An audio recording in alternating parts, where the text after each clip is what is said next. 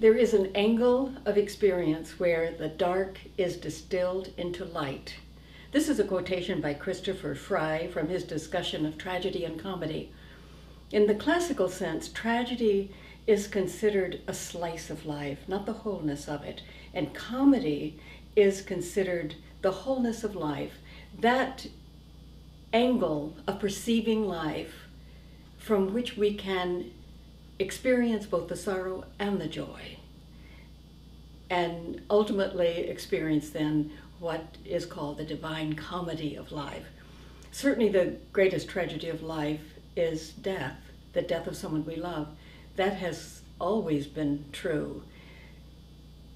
When we are in that experience, that darkness of experiencing the death of someone we love, it feels as though we're totally absorbed by it, that there's nothing else but that.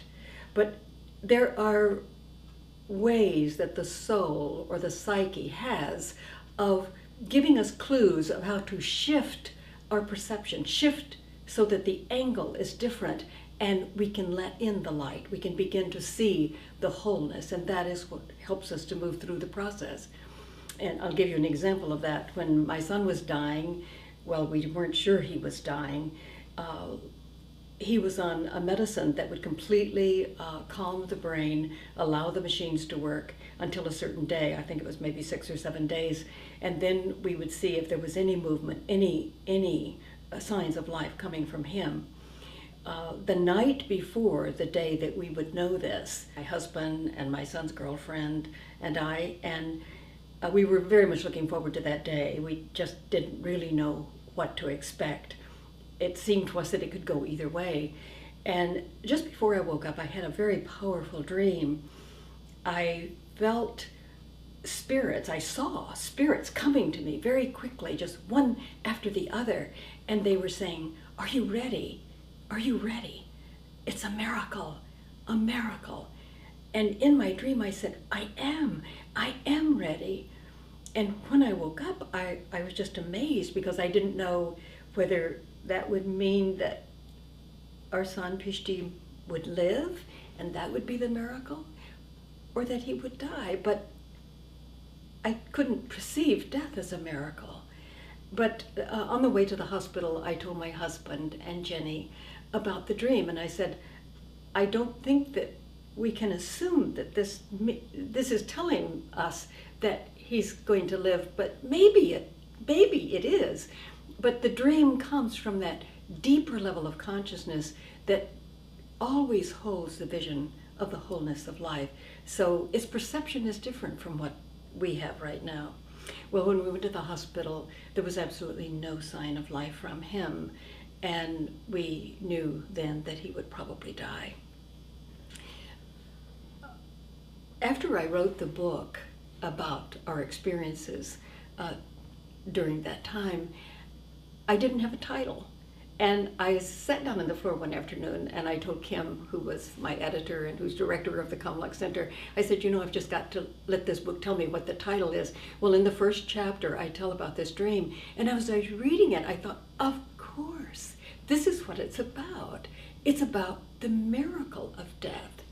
And while I understood that literally at the time of the dream, it took me a long time to really be able to shift my consciousness, shift the angle of experience to such a place that I could really understand and experience that death is a miracle, that it is as much a miracle as birth, because what we call birth is the coming into time and space, into matter of the soul. And of course what we call death is the return of the soul into another world, the subtle world, the spirit world. And what my soul was trying to do was to help me to distill this darkness, this slice of life, this tragedy of the death of our son, to see it in a much greater perspective. And we do have those guides, you might say, along the way that help us to know how to distill that darkness. It did take me a long time to really experience it.